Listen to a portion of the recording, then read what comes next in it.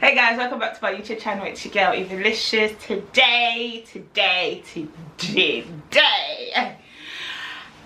it's a story time. I thought I'd do a story time today about, you know, before I start, actually let me let you know, yeah, I think because I was always overweight, so all my pregnancies were classified as high risk pregnancies just because of my weight.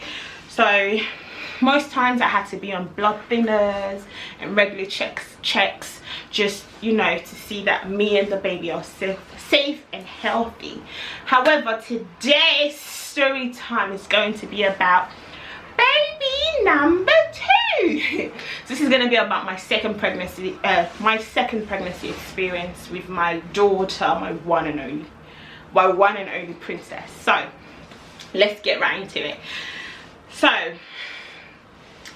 I think round about when I was about 20 weeks pregnant, I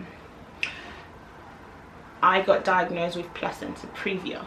So this story time is going to be about my experience, my placenta previa experience. So it's a condition you get diagnosed of during pregnancy, and there's 2 types. There's the complete placenta previa and the not complete placenta previa. So that's when so placenta previa is when you have the placenta either completely covering your cervix, or it's just close to your cervix and they're worried the baby might not be able to come out when the time is due. However, I had the complete placenta previa, and I was diagnosed with this when I was about 20 weeks pregnant with my daughter. So when I got diagnosed, I'm not gonna lie, I was very worried. I was skeptical. I was like, what is this? I've never heard of this before. And as well, as an African person, you're just like, Jesus, oh what is happening to me? So I was like, I'm not gonna lie, I panicked, I freaked out. You know, as much as the doctors tried to explain it, it just didn't make sense how there can possibly be a condition called placenta previa.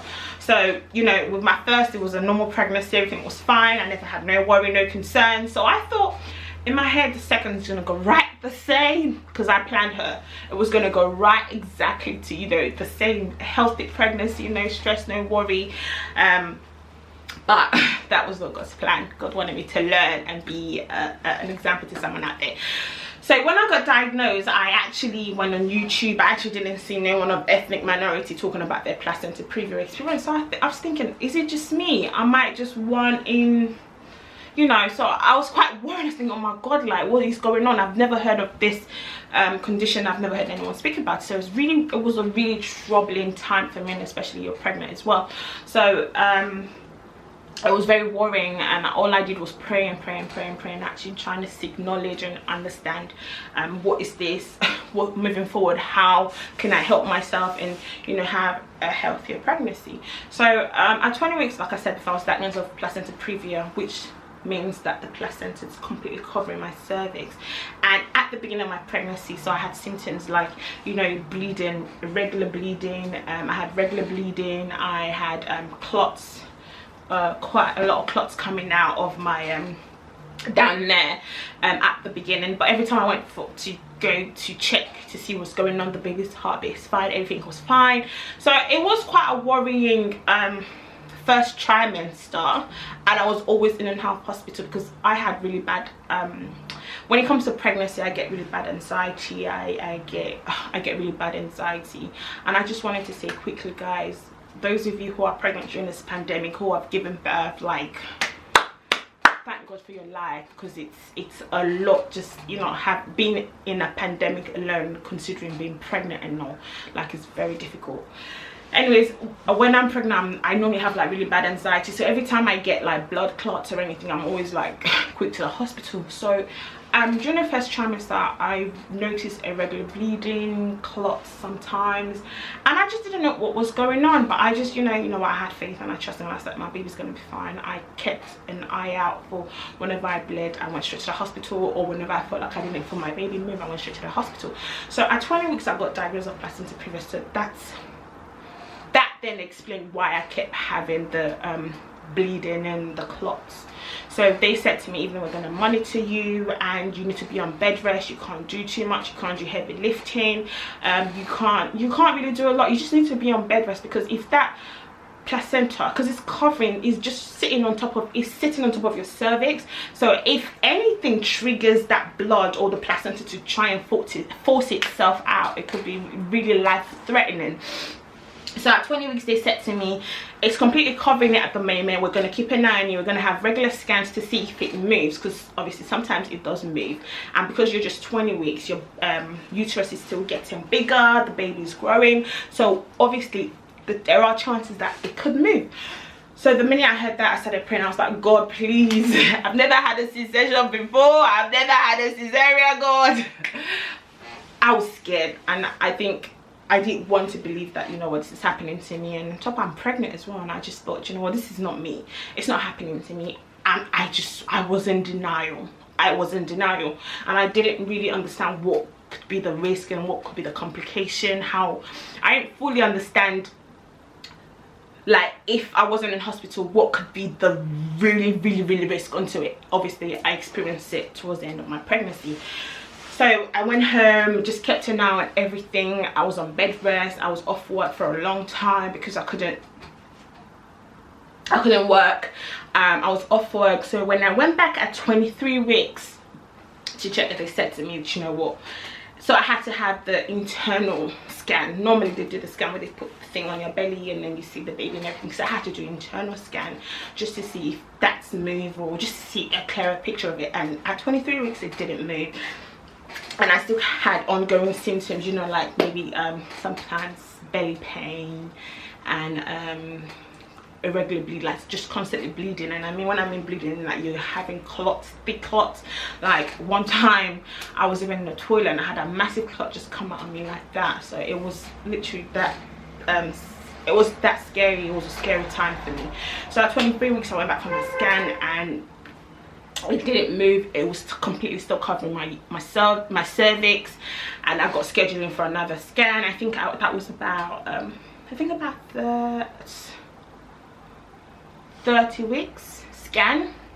I think that's when they were going to make the decision on whether, if he hadn't moved by then, I think by 28 weeks, if he hadn't moved, they were going to schedule me in for a C-section at 36, 35 weeks, because they didn't want my body to go into natural labor because it could be life-threatening for me. So at 27, sorry, at 27, 28 weeks when I went for my scan, it hadn't still moved. It was still completely covering my cervix, and so I was just still put on bed rest and, you know, monitoring the baby, just making sure I'm aware of what's going down there, what's coming out, what's not coming out. So I'm not gonna lie, I thought half of me was in denial, and I had massive faith. I said, God, you're gonna move this placenta, you're gonna move this placenta, because I'm not gonna have a C-section. And because my pain threshold, like, guys, if you know me, my pain threshold is 0. So I can't, I'm not sure if I'm the only person on earth. I cannot stand pain. Like, I'll probably be in the littlest pain you think I'm, like, my pain, my reaction to pain, it's a lot. Like, it's a lot. So I know I can't. I knew with C-section you're gonna have to cut your stomach, and then I didn't know what the recovery process was after that anyways, but I knew it would probably be more painful than a natural birth.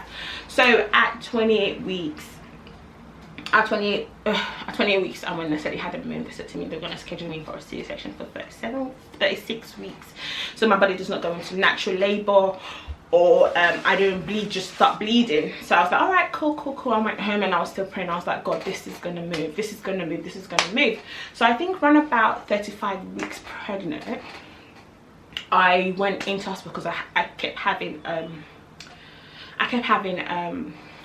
had more blood clot coming out than regular. So I went into the hospital, checked myself in, they kept me, that they were going to monitor me. And then the day after, I started having I think about 36 weeks, I started getting contractions. And another thing as well, when you do have complete placenta previa, you could go into early labor. So I started having, at 36 weeks, I started having like contractions, and I was like, oh my God, what's going on? I was already in hospital, and it's because I had bleeding, I had clots coming out the day previous. So I was already in hospital anyway. So I started having contractions. So I said to the nurse, oh, I feel like I'm having like tiny contractions and it's quite painful.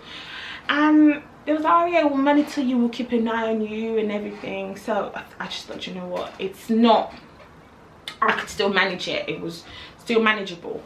And then I think by the next day, I'm still having contractions, and out of nowhere I started having like gushes of blood.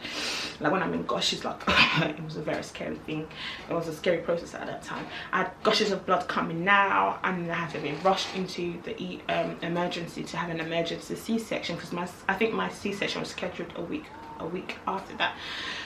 So at 36 weeks I had to go in for an emergency C-section. To God be the glory, the baby was fine, the baby was healthy, everything was fine. And then I had my daughter through the C-section, and yeah, everything was fine through there. Then I think also recovering from the C-section was another thing that I think mentally wasn't prepared for. And having placenta previa like through the pregnancy wasn't something I was mentally prepared for. I just wasn't in denial. I didn't want to accept it. So if you're being diagnosed with placenta previa, guys, take it seriously. It's a really life-threatening condition, and listen to your doctor's advice. You know, bed rest, lots of bed rest, not lifting, not doing anything. And I had a little one, I think 2-year-old at that time to look after. So you see, it was very difficult for me, because it's like I'm pregnant and I can't, you know, I had to, you know, really source help from my husband and my family members. But I had to do that to make sure my baby was healthy and my baby was safe. And also, like, you can't lift or anything, because you could trigger lots of bleeding and stuff. And then after I had the C-section, I'm not gonna lie, it was comparing a C-section with a natural birth. I would go for a natural birth any day, anytime. I know that there's a kind of, people think that natural birth is more painful than a C-section. Girl, if you haven't experienced it, you can't be the judge. I've gone through the two processes, and a C-section is more painful. I'm telling you, like childbirth, you go through the labor a couple of hours and your body's back. But imagine having a newborn baby and you're having to recover and you're in constant pain. And even some people don't even have no one to help them, and they're having to bath their baby themselves and do everything for the baby, and your body's healing. The pain you're in for the first 2 weeks after a C-section, girl, that pain, like painkillers won't even do it unless you're, you know, overdosing on that shit. Like, that pain was painful. So imagine having to mentally deal with having a newborn baby, having had all the traumatic experience of bleeding throughout my pregnancy, and then having to look after a new baby and actually recover from, you know, being cut in your stomach to have a C-section. But ultimately the baby was healthy and I was healthy, and I went through that process. So I thought, you know what, when I was going through that process where I was trying to research about it, I never actually seen anyone of ethnic minority talking about the experience of placenta previa. So I thought to myself, it's just me. So this video is for you out there. You're not just the one, you know. I think it's quite common. The ones that's not complete placenta previa is quite common, where it moves eventually. But I think the complete placenta previa, I don't know how common that is. I'm going to try and do the research and put it under there. But you're not alone. All you just have to do is, you know, listen to your body, be aware of your baby, monitor your baby. When you're having things like bleeding, when you're worried, go into the hospital and get checked out, and just listen to your doctor's advice. And I know that, you know, sometimes as mothers it's difficult to actually accept what's going on. You just want to kind of brush it under the carpet and feel like, you know what, it's gonna be okay. But, you know, you really need to listen to your body and your doctor's advice on, you know, how to move forward with it. I hope this video is quite informative. I hope you got a little bit of information from me about placenta previa, and I hope there's a bit of understanding on that topic, and I thought I'll share in case